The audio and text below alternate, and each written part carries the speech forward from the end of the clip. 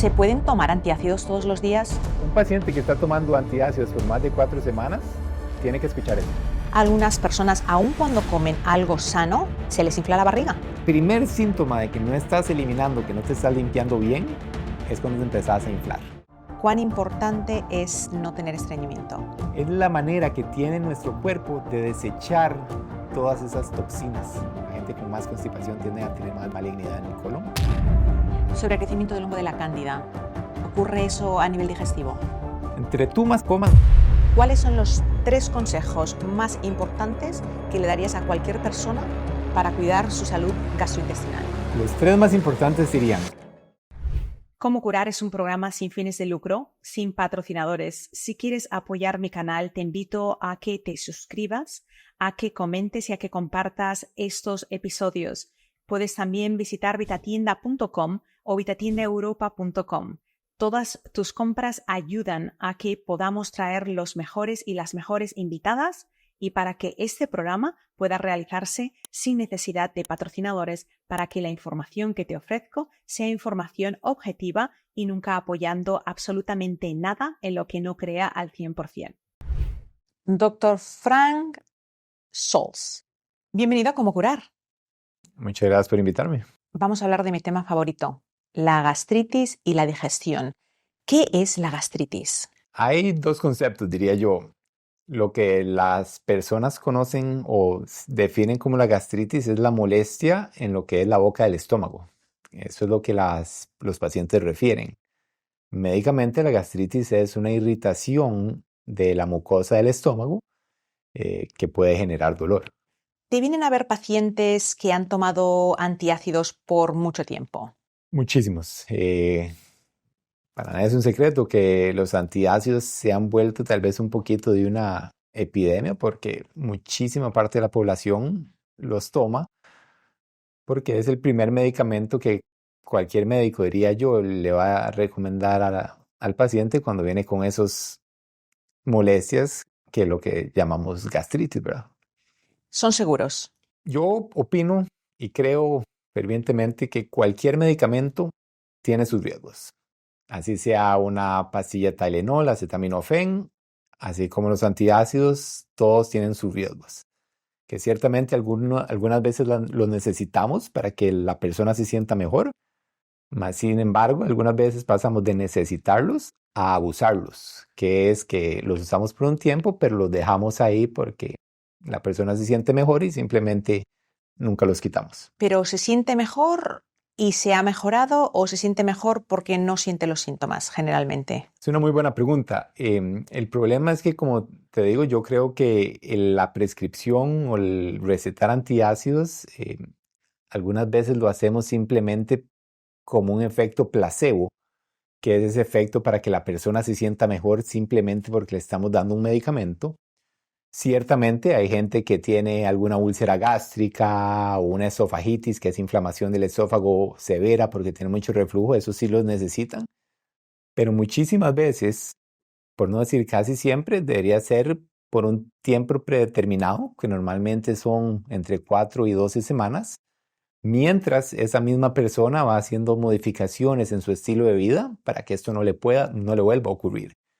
Entonces yo siempre que receto un antiácido, soy muy específico con la persona de que vamos a recetarte este antiácido para que te vayas sintiendo mejor, pero al mismo tiempo tú tienes que poner de tu parte y hacer cambios en tu estilo de vida para que no tengas que volver a necesitar de esa pastilla y para que te sientas mejor y para que, como te digo, no necesitar medicamentos. Dr. Schultz, ¿qué errores estamos cometiendo en nuestra alimentación que nos llevan a experimentar ese reflujo? Muchísimos, muchísimos. Creo que para nada es un secreto que hoy en día comer bien es bien difícil y muy caro.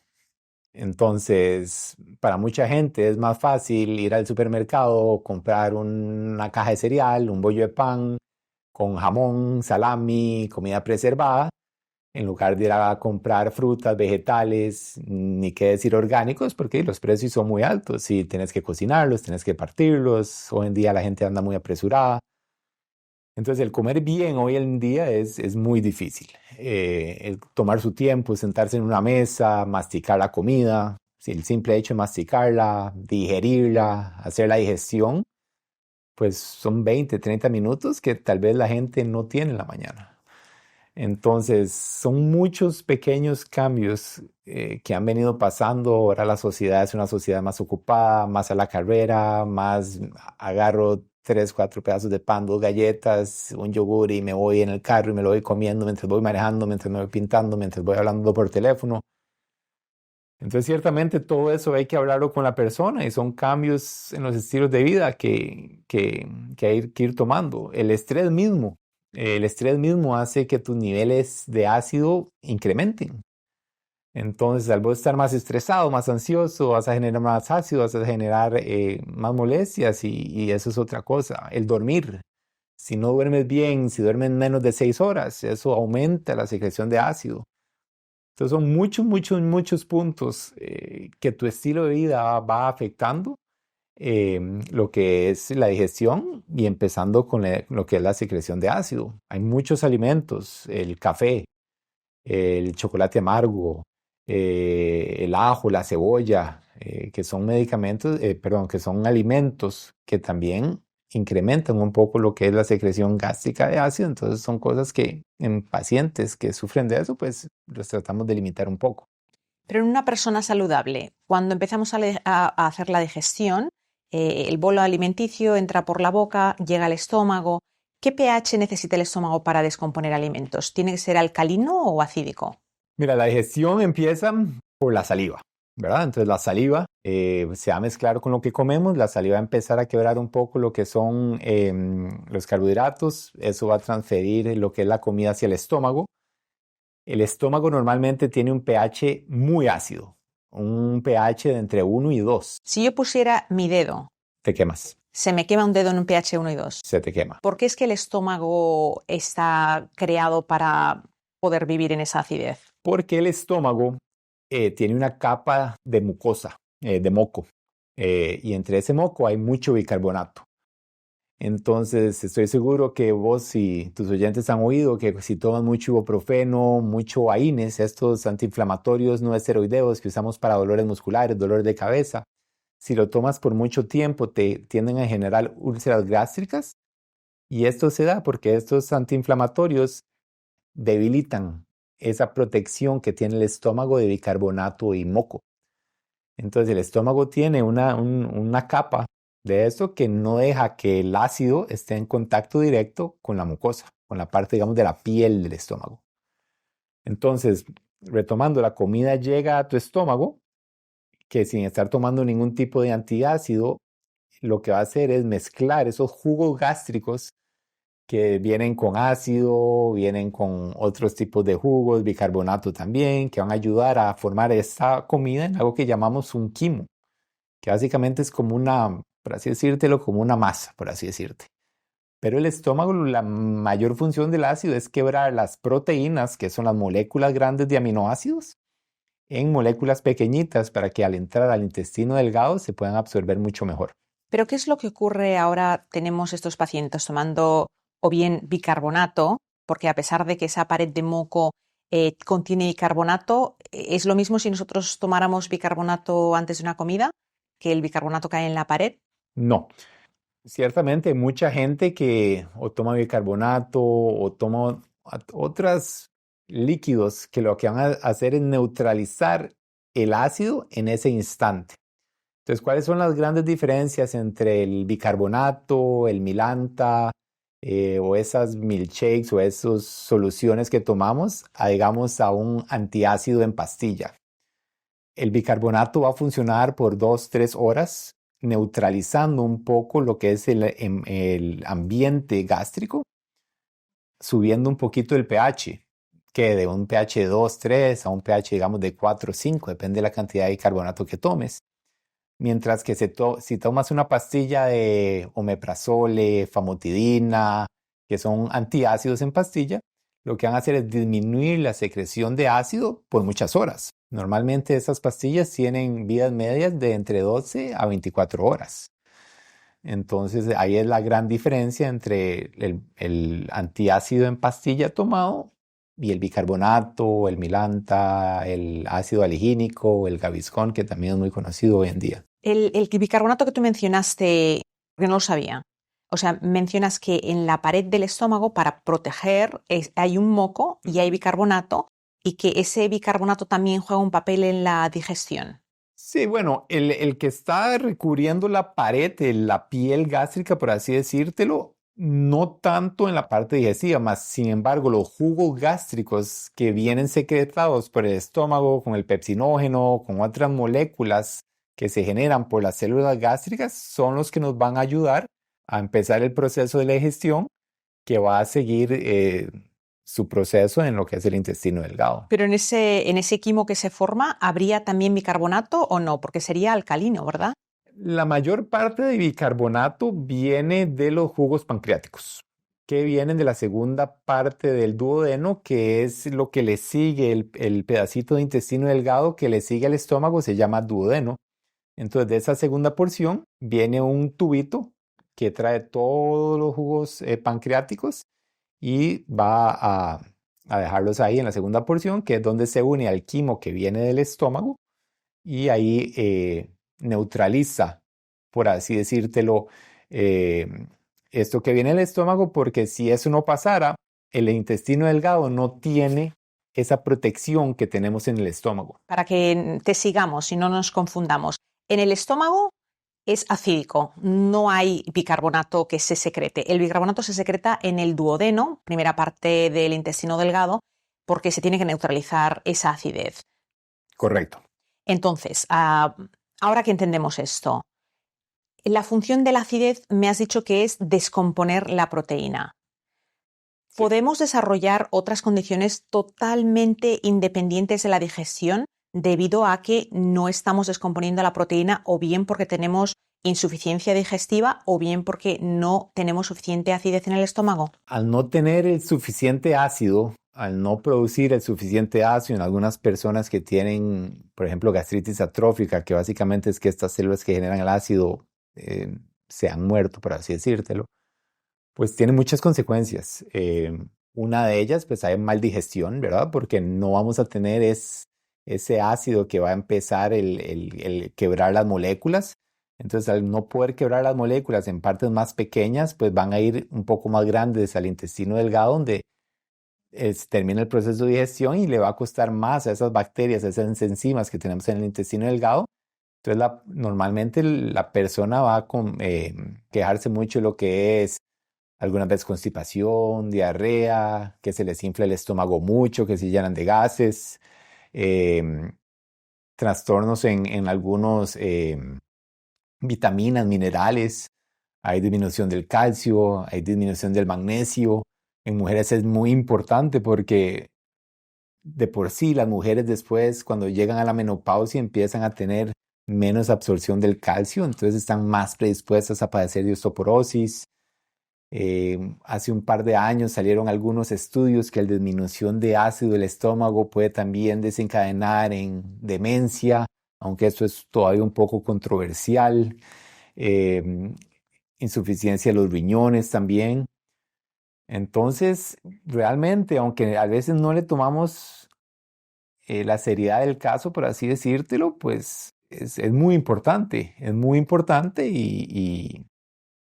importante que vos lo estés trayendo a tus oyentes porque ciertamente alguna gente toma antiácido por 20 años y ellos creen que es normal. Vamos a poner un caso hipotético. Una mujer o un hombre que tenga depresión. Generalmente van a darle un antidepresivo, serotonin reuptaker o otro tipo dentro de esa familia. ¿Cuál es el precursor de lo que crea serotonina, que nos hace sentir felices? Bueno, son aminoácidos, hay ciertos aminoácidos, entre ellos la tirosina, que es uno de los principales materias primas, por así decírtelo. Todas las hormonas, neurotransmisores vienen de aminoácidos, muchísimos de ellos. Entonces, si uno trata de poner los puntos y los trata de juntar, pues al tener menos absorción, al no poder quebrar esas moléculas grandes de aminoácidos, que es lo que se llama la proteína, ¿verdad? que son bloques grandes de aminoácidos. Al no poder quebrarlos en aminoácidos pequeñitos, pues el cuerpo le va a costar muchísimo más absorberlos. Y son todos estos problemas que podrían desencadenar a largo plazo al tener una digestión un poco menos eficaz. Es increíble, Frank, que algo tan separado, o sea, hemos fragmentado la medicina en tantas especialidades que a ti no te vienen generalmente a ver personas por depresión, te vienen a ver por problemas digestivos, pero de algún modo se convierte en que el gastro tiene que saber de psicología y de psiquiatría para decirle, además de tomar antiácidos, ¿usted también está tomando antidepresivos? ¿Tiene ataques de pánico? ¿Tiene ansiedad? Porque todo está tan vinculado con la digestión. Pero como estamos tan fragmentados, es difícil, porque si esta información sale en una revista de psiquiatría, Journal de Psiquiatría no lo vas a leer tú vas a leer el de gastro. Y esa fragmentación, ¿tú crees que está afectando a la población general en que, aunque queremos ayudar, a veces no tenemos el acceso a darles información de un departamento en el que nosotros no hemos estudiado? Totalmente. Ciertamente, últimamente la medicina ha fragmentado bastante. Eh, los especialistas tratan cada vez más de enfocarse en su especialidad y como dices tú, no ponen al ser humano como un universo, como un ser en sí mismo, sino que los neurólogos ven el cerebro, los cardiólogos ven el corazón y a lo que le pasa el estómago no interesa y así poco a poco, pero al final de cuentas todo está interconectado. Si tú tienes una mala digestión, todo te va a doler. Te va a doler la cabeza, te van a doler los huesos, te van a doler los músculos, te vas a sentir mal, te vas a levantar por la mañana eh, cloudy, o sea, no vas a pensar bien, vas a dormir mal por la noche. Entonces, ciertamente, el sistema digestivo yo creo que es este cornerstone en el sentirse bien. Si tú tienes una buena digestión, mucha gente, por ende, se va a sentir muchísimo mejor. Yo le digo a las mujeres que si tú comes y te sientes inflamada, eso es común, pero no es normal. No es normal sentir inflazón. ¿Por qué algunas personas, aun cuando comen algo sano, se les infla la barriga? Y hay mujeres que hasta parecen embarazadas. Bueno, porque ahí brincamos del estómago, que podríamos hablar 3 días seguidos de todos los procesos que pasan en el estómago, lo que pasa en el intestino delgado. Entonces, el intestino delgado tiene un ser en sí mismo que se llama el microbiome, la microbiota, que es esta composición de millones de diferentes bacterias combinadas con enzimas. Entonces, esto, que es lo que se llama el genoma digestivo, ¿verdad? Tenemos el genoma de todos los genes que tenemos, de cómo nacemos, pero tenemos este microbiota, que son todos estos tipos diferentes de bacterias que van evolucionando conforme nosotros vamos creciendo. Hoy en día los estudios de microbiota se están volviendo muy famosos porque se ha demostrado que muchas enfermedades autoinmunes, llámese mieloma, múltiple esclerosis, muchas enfermedades autoinmunes, el lupus, pueden tener sus orígenes en lo que es la flora bacteriana. Cómo estamos digiriendo, cómo estamos distribuyendo la comida y cuáles son esos compuestos inflamatorios que se están generando en este proceso tan complejo que se llama digestión. Entonces, muchos estudios van a salir próximamente de qué es un buen microbiome, qué es un microbiome más complejo, más saludable, porque todavía no sabemos o no tenemos buen conocimiento de cuáles son las bacterias mejores y cuáles son las peores.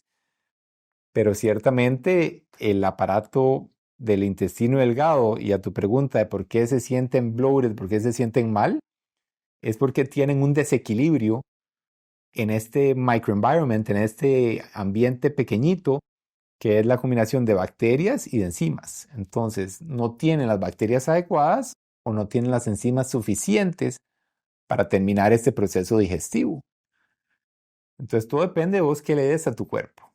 Sabemos que vos entre más carbohidratos, y si son carbohidratos simples, vas a producir más gas, que es simplemente un proceso que a las bacterias y a las enzimas estar destruyendo las moléculas de carbono y hidrógeno que vienen en los carbohidratos, pues como en una fábrica se genera smog, se genera gas y ese gas lo vas a empezar a acumular.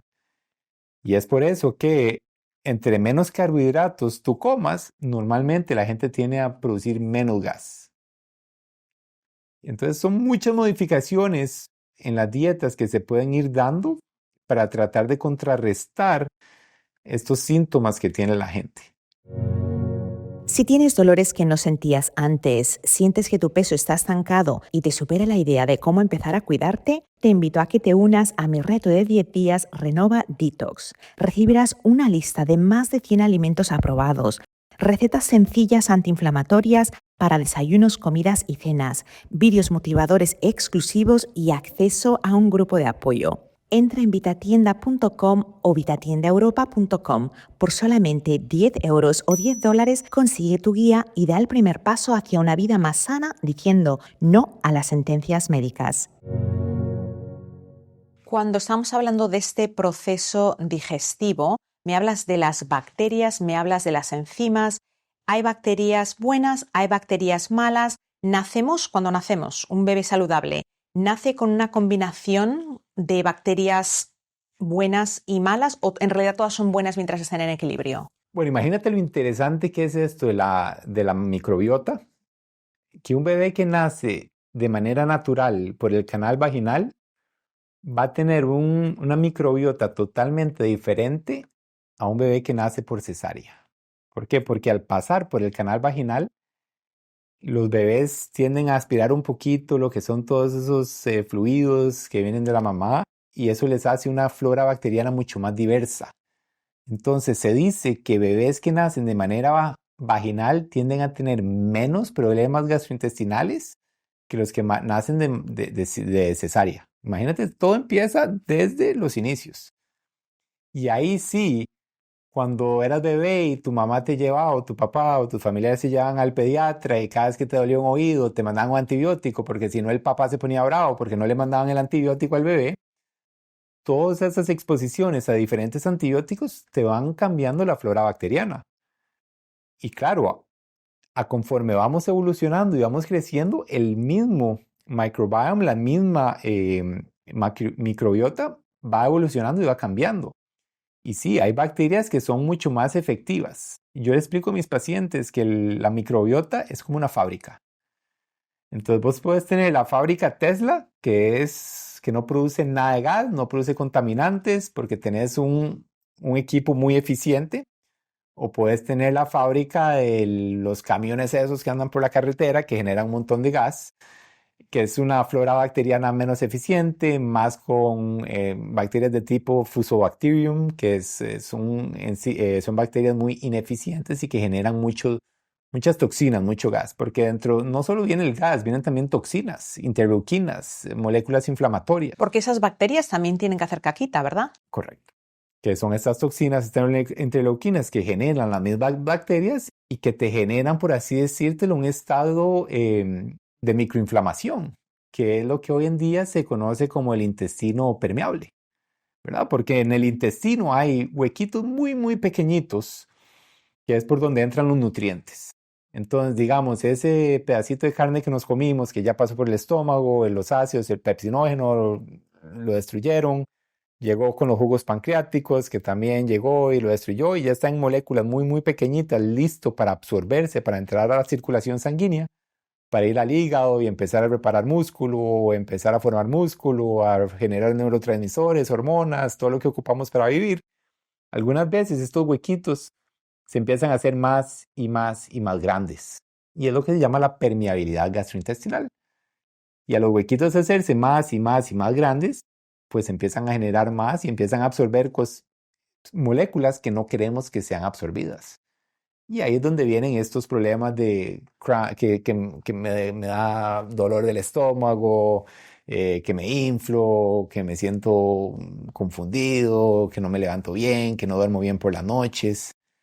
Entonces hay maneras de tratar de contrarrestar esto de maneras naturales, digamos como la glutamina, el calostro, que ayudan en teoría a tratar de disminuir estos huequitos a que se vayan cerrando un poquito más para que la gente no tenga estos problemas. Entonces, esos huequitos, cuando están abiertos, me mencionaste antes que ahora se ha vinculado la digestión con las condiciones autoinmunes. ¿Puedes explicarme qué es lo que el sistema inmunológico hace cuando ahora este pedazo de lechuga, un melocotón, una trozo de tortilla, algo saludable, no necesariamente malo, pero que no está descompuesto, se cruza por ese huequito y entra al torrente sanguíneo? ¿Cómo está eso vinculado a todas las condiciones autoinmunes? Mira, nosotros tenemos detectives, policías, todo el tiempo nadando por la sangre, protegiéndonos contra el ambiente, ¿verdad?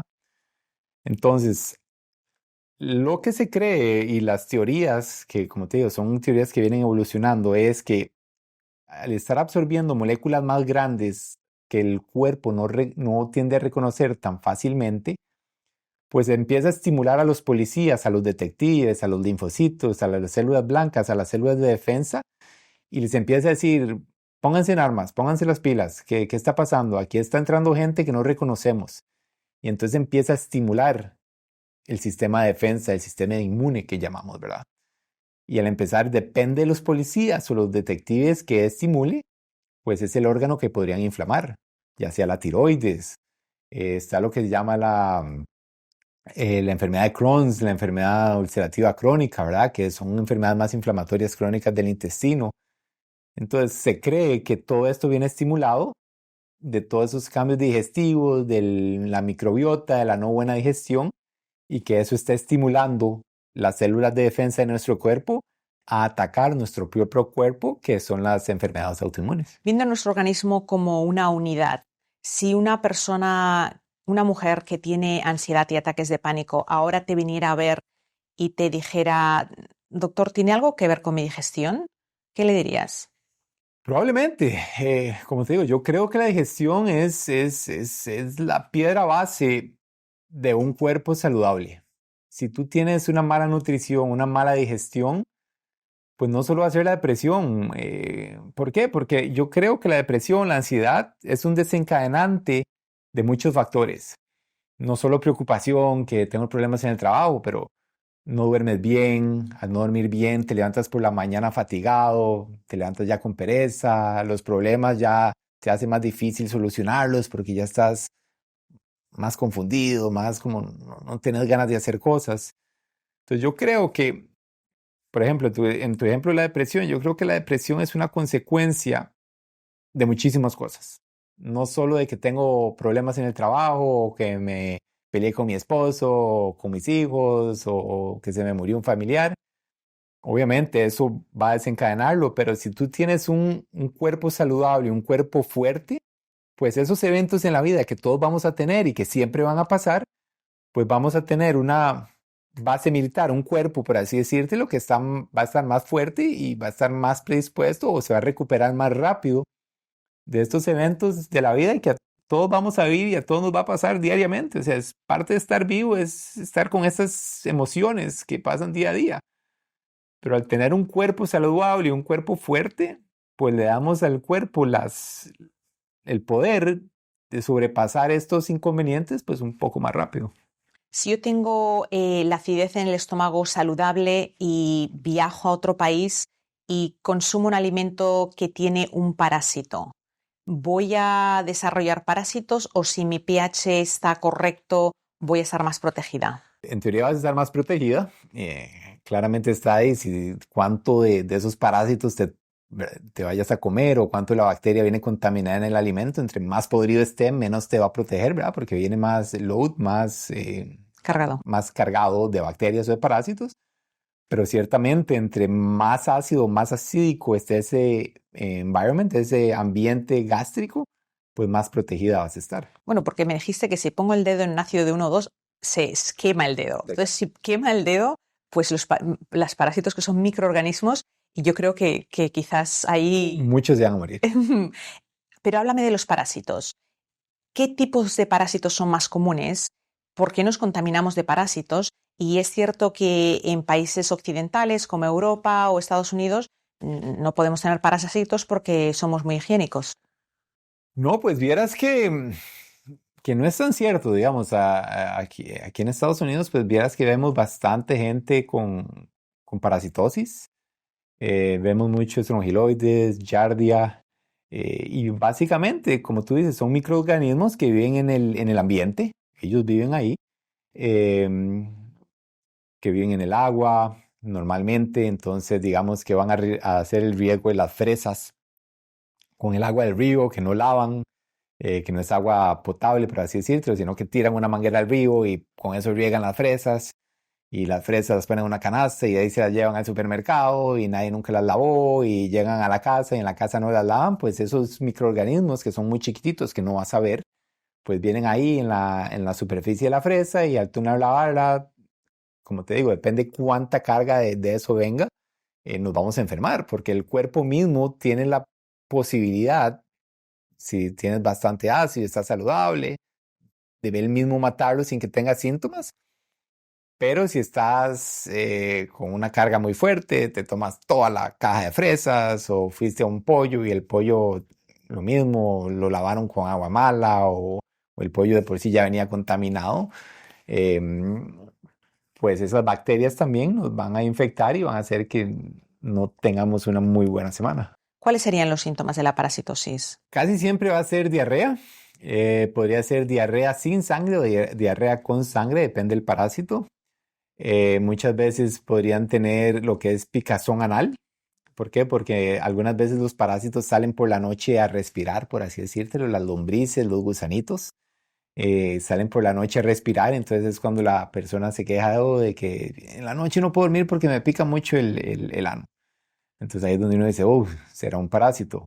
Pero que siempre va a ser dolor abdominal, diarrea, anemia.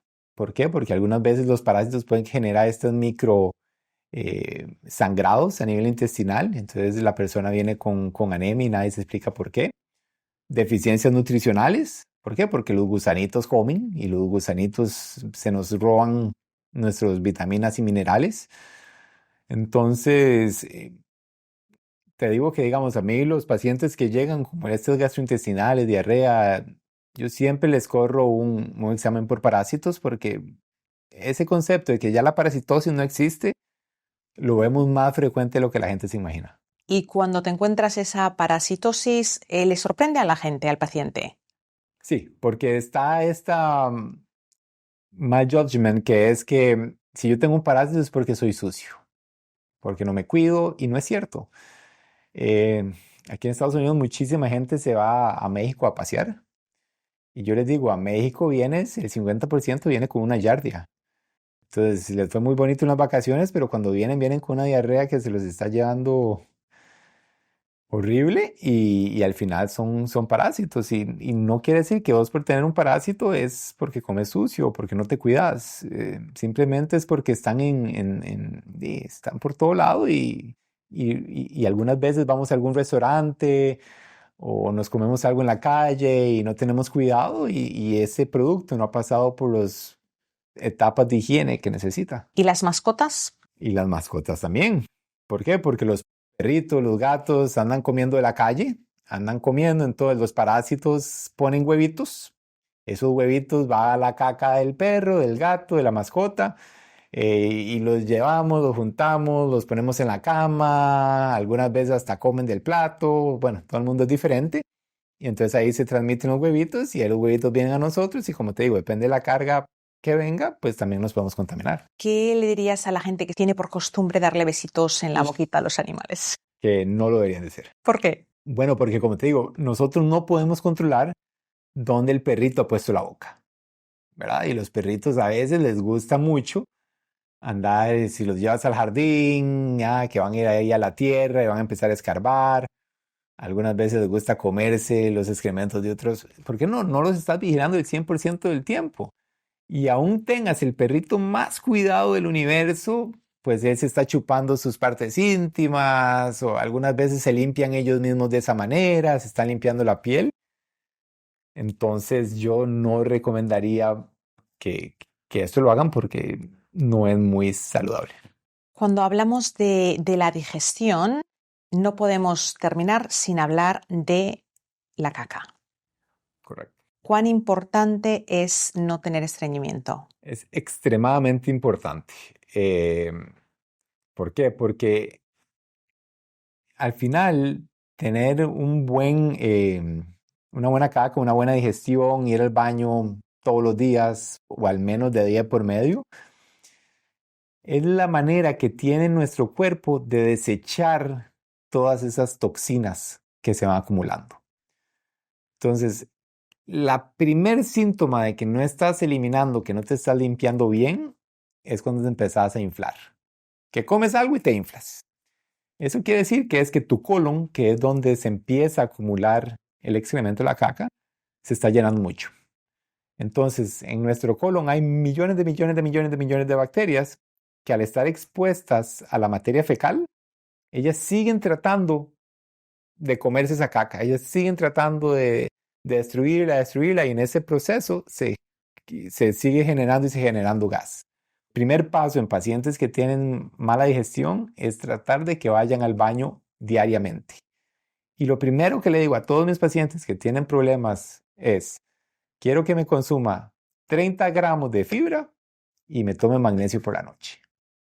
Porque esa es la manera más natural de tratar de corregir y andar limpio, por así decirlo, andar un colon limpio. ¿Cuántos gramos de fibra en general tú crees que los pacientes están tomando hoy en día? No más de 10. Y yo se los pregunto todos los días. Alguna gente ni sabe cómo calcularlos. Alguna gente ni sabe en qué alimentos está la fibra. Y cuando yo les digo, tenés que consumir de 20 a 30 gramos, me dicen, bueno, pero ¿qué tengo que comer? ¿O qué es eso? ¿O qué es fibra? Entonces, hay mucha educación en el punto de vista gastrointestinal digestivo que no conocemos y que toma tiempo, porque es muy difícil explicarle a una persona en 5 o 10 minutos algo tan sencillo como de dónde puedes encontrar tu fibra. ¿Por qué? Porque hay fibra soluble, hay fibra insoluble. Entonces, yo los mando a la casa con tarea y les digo, mira, lee la fibra, por lo menos 20 gramos, pero lo óptimo son 30 gramos de fibra. ¿Por qué? Porque la fibra es como la escoba de tu intestino. Si vos no tienes buena dieta con fibra, la caca se va a empezar a pegar a las paredes y se pega como una gelatina y le va a costar muchísimo salirse de esa pared. Mientras que si por atrás viene un buen bolo con fibra, va a empezar y va a limpiar todo eso y va a hacer que vayas al baño muchísimo mejor. Entonces, ¿qué es lo que pasa? Gente viene, digamos, con un poquito de diarrea a la clínica y yo les digo, tenés que tomar 30 gramos de fibra. Y te dicen, pero si yo tomo fibra, voy a tener más diarrea. Y le digo yo, no, más bien te va a regular y vas a parar de tener diarrea porque va a venir un bolo fecal muchísimo mejor formado. Te puedo decir que más de la mitad de la gente con esas dos recomendaciones, Magnesio y fibra. magnesio y fibra. Hay tipos de magnesio, ¿verdad? Es otra charla. Porque dentro del mundo de los magnesios hay diferentes magnesio de citrato, de oxalato, o piruvato, o sea, hay muchos. Entonces, el citrato de magnesio es el que mejor te sirve para el punto de vista gastrointestinal. Cómo curar es un podcast sin fines de lucro, libre de patrocinadores. Si deseas ayudarme, puedes apoyarme visitando vitatienda.com o vitatiendaeuropa.com, donde encontrarás las fórmulas que he creado desde 1999, 100% naturales para tu salud, belleza y cuidado del hogar. Una de mis fórmulas favoritas es Happy Tummy. Es efectiva para quienes tienen problemas de distensión abdominal, reflujo, gastritis, gases, digestión pesada o inflamación en el abdomen al comer. Añade 15 gotas antes de cada comida y disfruta de una barriguita feliz. Y eso es porque está quelado con ácido cítrico y el ácido cítrico atrae agua y incrementa el bolo intestinal, o sea que... Correcto. Entonces, otra pregunta. Ya sabemos que tenemos que ir al baño. ¿Tenemos que ir todos los días? Eso sería lo mejor. La gente viene y vos cada cuánto vas al baño hoy todos los días. Yo le digo, estás bendecido, porque ya eso cuesta mucho encontrarlo. La gente no va al baño todos los días. Yo te diría que muy pocos de mis pacientes me dicen que van al baño todos los días. La gran mayoría es de día por medio cada 2 días. Cada 2 días. Menos del 20-30% te diría que tienen de todos los días, todas las mañanas que te dicen, no, yo me levanto y voy. Muy poco se encuentra eso. Fran, ¿cómo sales del baño cuando tienes un movimiento tipo serpiente, un movimiento intestinal de esos que... Como... ¿Sales con alegría? No, y sales vaciado. Y la gente te dice, qué bueno, salí aliviado, hasta que me siento flaco, te dice. Ajá, te sales pegando saltos. Claro, pero es lo que yo, ¿te quieres sentir así? Fibra Y bueno, plus minus magnesio, pero la fibra es lo más importante. Y a tu pregunta de que, ¿qué pasa si la caca se empieza a acumular? Empiezan a haber problemas de diverticulitis, ¿verdad? Porque esa caquilla se empieza a meter en los divertículos. Aunque no se ha comprobado aún, yo creo que la constipación debe tener algún factor en lo que es la incidencia del cáncer de colon. Hay muchos estudios que están corriendo ahorita para ver si la gente con más constipación tiende a tener un poquito más de malignidad en el colon. De algún modo, a veces yo digo, la falta de evidencia no es falta de que no sea verdad. Correcto. Si pones la mano en el fuego y te quemas, no necesitas un estudio doble ciego, triple tuerto para saber que el fuego quema con la mano. Así mismo. Yo creo que, o sea, tú en tu práctica ves que pacientes que tienen cáncer de colon generalmente sufren de estreñimiento o de diarreas o de desequilibrios intestinales, o te vienen aquellos que dicen, no, doctor, es que yo todos los días hago una caca Bristol 3-4 y no entiendo cómo esto ha pasado. No, normalmente son esos constipados y también la constipación la veo mucho en pacientes obesos o pacientes un poquito más gorditos. Pacientes más, digamos, más en forma, más fit, tienden a tener un poquito menos de constipación que aquellos que están un poquito más pasaditos de peso. ¿Cuáles son los 3 consejos más importantes que le darías a cualquier persona para cuidar su salud gastrointestinal? Los 3 más importantes serían tener una nutrición equilibrada, tratar de evitar al máximo lo que son los azúcares simples y los alimentos preservados, tener una dieta alta en fibra, de al menos 30 gramos de fibra y tomar mucha agua. ¿Por qué es el agua tan importante para la digestión? Bueno, porque el agua va a mantener tus células hidratadas, va a mantener el tránsito por el intestino más fluido, más rápido. Algunas de las cositas que le digo también a la gente que toma fibra es, si vas a tomar fibra, tienes que tomar bastante agua porque ahí está la escoba, pero el agua es lo que va a empujar a la escoba a bajar. Entonces, si tú tienes la escoba ahí guindando en el intestino, pero no tomas agua, pues no va a funcionar. Mientras que si tomas entre 1, 6, 8 vasos de agua diarios, pues es muy difícil que estés estreñido, que la fibra no te funcione. Claro, lo que pasa es que no es fácil tomar 6 a 8 vasos al agua por lo que estamos hablando al principio, ¿verdad? Que ahora el estilo de la gente es muchísimo más ajetreado. Entonces yo siempre les digo, cómprense su botellita fancy, le ponen los stickers que quieran o lo que ustedes quieran, pero siempre anden con su botellita de agua a la par y la llenan un par de veces al día. Y ejercicio, ¿verdad? Porque el ejercicio también estimula lo que es el movimiento de lo que es el intestino y al mismo tiempo ayuda a deshacerse esas toxinas que se generan por el proceso de digestión. Hay personas que tienen miedo de tomar semillas de chía porque hay esa teoría de que se pegan en el intestino. ¿Es eso cierto?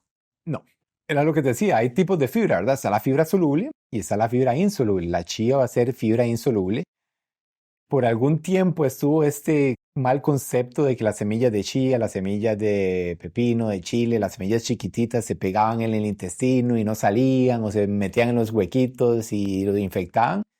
Pues eso se ha venido cayendo con el tiempo y más bien ayuda mucho a la que es el mantener nuestra digestión corriendo o hacer un buen bolo fecal. Lo interesante de las semillas de chía es que absorben su volumen en agua 12 veces. Entonces, esa semilla chiquitita, cuando te la comes, siempre y cuando bebas suficiente agua, se va a inflar. O se infla en un vaso si la inflas antes de tomártela, o se infla después. Yo personalmente todos los días tomo 4 cucharadas soperas de semilla de chía. Me las pongo en la boca, bebo agua. Pero ahí está el secreto. Porque si te las tomas y no tomas agua, pues no van a servir tan bien. Oye, mis cacas son tipo serpiente. Estarías orgullosa de mí, doctor. Estoy seguro. Bien importante que hablemos de estas cosas y que hablemos de una manera bien coloquial, porque a veces da vergüenza. Las personas tenemos un poco de vergüenza, de punidad, de no hablar de cosas tan comunes como los gases, los pedos, las cacas. Y una persona que no tenga gases, una persona que no tenga una regularidad intestinal yendo al baño todos los días, va a estar saludable.